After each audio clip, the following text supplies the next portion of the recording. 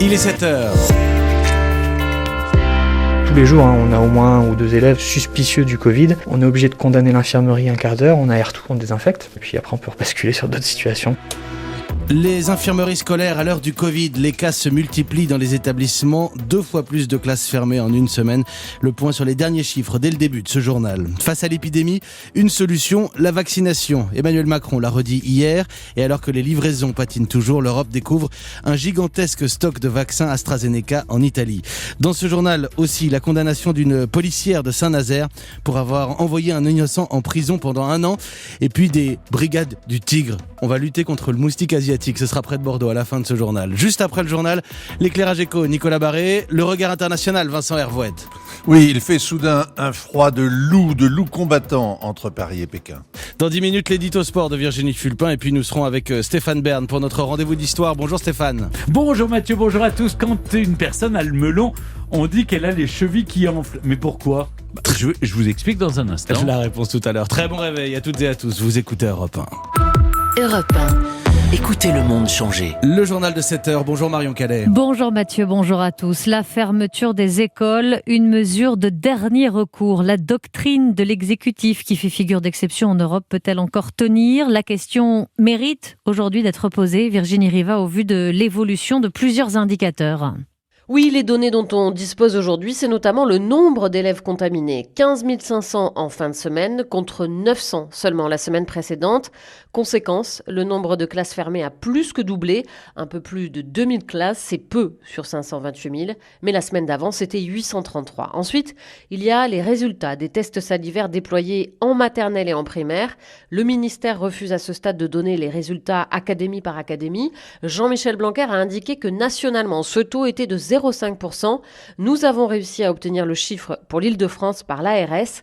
Il est presque 3 fois supérieur, 1,37%. Et le vrai problème, c'est qu'il y a un point aveugle, le collège et le lycée. Là, il n'y a pas encore de tests salivaires. Les seuls proposés sont des antigéniques, mais seulement 10% des élèves acceptent de s'y soumettre. Et cette situation tendue dans les écoles, eux, la vivent au quotidien. Les infirmiers et infirmières scolaires directement confrontés à cette progression des contaminations. Au bobo du quotidien s'est ajoutée la gestion des cas suspects et du protocole sanitaire, avec à la clé des journées bien remplies. Illustration ce matin au lycée Voilôme à Aulnay-sous-Bois, c'est près de Paris.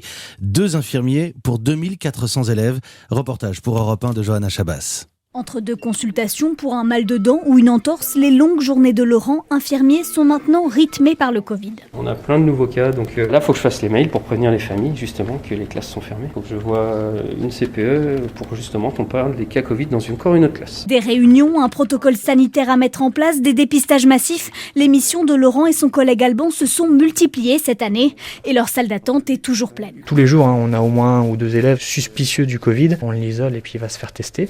On est obligé de condamner l'infirmerie un quart d'heure, on aère tout, on désinfecte. Et puis après, on peut basculer sur d'autres situations. Car il reste les problèmes du quotidien, les blessures, les maux de tête et surtout la détresse psychologique des élèves aggravée par le Covid. Certains ont des pensées suicidaires, d'autres ont perdu des proches. C'est le plus difficile à gérer pour Alban. Moi, je sais qu'en rentrant à la maison, j'ai besoin d'une bonne heure avant de reparler de choses qui sont de l'ordre de la banalité parce que c'est de plus en plus compliqué. Cet infirmier voudrait une reconnaissance de son travail. Il regrette notamment que son salaire n'ait pas été revalorisé comme celui des soignants hospitaliers. Et au-delà des écoles, situation tendue aussi dans les hôpitaux. En Île-de-France, les déprogrammations pourraient passer de 40 à 60% des opérations non urgentes pour libérer des lits en réanimation. Alors, c'est une découverte qui interpelle en pleine polémique autour des retards de livraison de vaccins AstraZeneca. L'Europe vient de mettre la main sur 29 millions de doses stockées en Italie. Sur un site travaillant pour le laboratoire anglo-suédois, une découverte qui forcément pose beaucoup de questions. Isabelle Horry, vous êtes à Bruxelles pour Europe 1. Oui, ce sont des inspecteurs envoyés par le gouvernement italien qui ont trouvé ces doses dans l'usine d'Anagni, au sud-est de Rome. Ainsi, tous les vaccins AstraZeneca sont mis en flacons. L'inspection a eu lieu à la demande de la Task Force Vaccin, dirigée par le commissaire Thierry Breton. Bruxelles voulait vérifier les déclarations évasives du groupe sur ce qu'il produit réellement en Europe. 29 millions de doses attendent donc en Italie. Pour vous donner la mesure de ce chiffre, il faut savoir qu'AstraZeneca n'a livré que 30 millions de doses aux Européens ce trimestre ils en espéraient 3 fois plus. Alors à qui sont destinés ces stocks ? Les 27 veulent maintenant des réponses précises du laboratoire. Possible que certaines soient pour eux, en attente de tests définitifs, mais ils soupçonnent aussi qu'une partie au moins est destinée à l'exportation. Le Royaume-Uni notamment ne cache pas qu'il table sur de l'AstraZeneca produit en Europe. Et puis le mois dernier, l'Italie avait bloqué 250 000 doses embouteillées à Anagni et destinées à l'Australie. On sait que depuis, AstraZeneca n'a pas osé déposer d'autres demandes d'exportation. Isabelle Horry à Bruxelles pour Europe 1. L'Europe qui justement doit durcir aujourd'hui le contrôle des exportations de vaccins produits sur son sol. L'Europe aussi où les mesures de durcissement s'enchaînent face à la pandémie. Après l'Allemagne, les Pays-Bas prolongent leurs restrictions alors que la Belgique doit discuter aujourd'hui d'un possible confinement strict autour des congés de Pâques. 7h06 sur Europe 1. Des professeurs accusés d'islamophobie en place publique, des réunions non mixtes organisées, d'autres où des blancs ne seraient pas les bienvenus. La polémique ne retombe pas après l'interview de Mélanie Luce, la présidente de l'UNEF sur Europe 1 la semaine dernière. Et face aux nombreux appels à des sanctions, l'exécutif de son côté cherche un positionnement. D'où cette demande de remontée d'informations formulée par l'Élysée auprès des administrations. Et côté police, vous avez pu consulter, Louis Dragnel, une récente note des renseignements territoriaux sur le syndicat étudiant. Oui, une note confidentielle de 7 pages. 7 pages qui décrivent par le menu un syndicat en perte de vitesse depuis une dizaine d'années.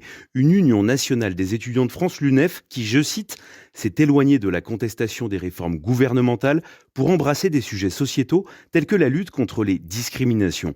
Cette lutte, selon les auteurs de la note datée de lundi dernier, a rapproché le syndicat des étudiants musulmans de France, un mouvement considéré comme radical, et a amené l'UNEF à soutenir le port du voile dans la sphère publique, tenter en 2019 d'empêcher une représentation de la pièce Les Suppliantes d'Eschyle car jugée raciste, ou encore considérer l'émotion suscitée par l'incendie de Notre-Dame de Paris comme un délire de petits blancs. Bref, un syndicat coupé de sa base qui enchaîne les échecs et a presque tout perdu dans les grandes facs françaises. Mais rappelons quand même que l'UNEF, dont la droite demande aujourd'hui la dissolution, touche encore chaque année 600 000 € de subventions et donc d'argent public. Alors, à l'Élysée et au ministère de l'Intérieur, on n'envisage pas de dissolution du syndicat pour le moment, mais la question de son financement est regardée de près. Précision de Louis Dragnel pour Europe 1. Benyamin Netanyahou revendique une immense victoire de la droite aux législatives. Le Premier ministre sortant qui pourrait avoir besoin de l'extrême droite pour former un nouveau gouvernement. Une rafale de vent, un porte-conteneur qui s'échoue et l'une des plus grosses routes commerciales du monde bloquée ce matin, en l'occurrence le canal de Suez. Une centaine de navires sont actuellement en attente de pouvoir passer.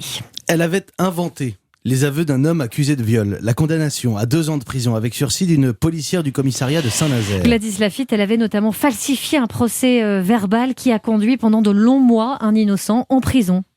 Ah oui, cette policière de 50 ans était à la tête du groupe Atteinte aux personnes du commissariat de Saint-Nazaire. En 2018, elle est chargée d'enquêter sur le viol d'une femme. Un suspect est alors en garde à vue et sur son procès verbal d'audition, la policière indique qu'il reconnaît le viol. Mais c'est faux, comme le montrera plus tard l'enregistrement vidéo de l'interrogatoire.